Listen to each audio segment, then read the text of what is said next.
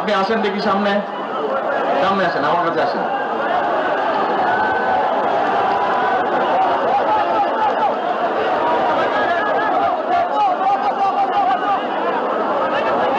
ওই যে চশমা ঝুলছে, চশমা ঝুলছে।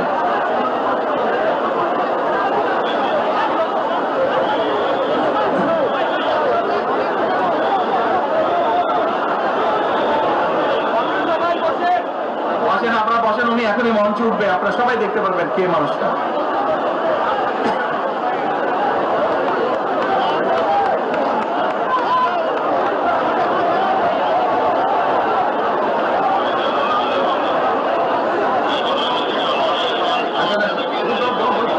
এই আদান তাড়াতাড়ি তাড়াতাড়ি। কি নাম আপনার? ভাই এইদিকে বলছি। বাড়ি কই? সুনামগঞ্জ। বাড়ি সুনামগঞ্জ। সুনামগঞ্জ কোথায়? এই সুনামগঞ্জের মানুষ আছে এখানে? আপনাদের মানুষ?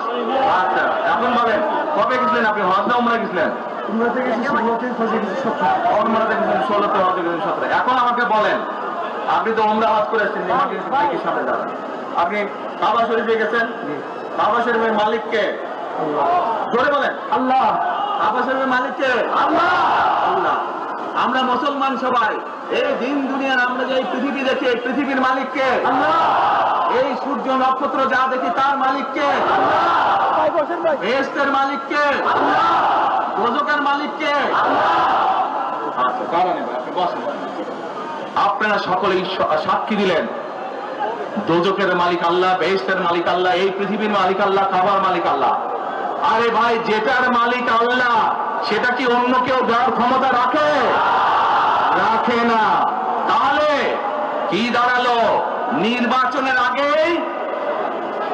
একটি দল এই দিব ওই দিব বলছে, টিকিট দিব বলছে না? যেটার মালিক মানুষ না সেইটার কথা যদি সে বলে, এক সেরে কি করা হচ্ছে? হচ্ছে না? যার মালিক আল্লাহ, যার অধিকার শুধু আল্লাহ একমাত্র, সবকিছুর অধিকার উপরে আল্লাহর অধিকার।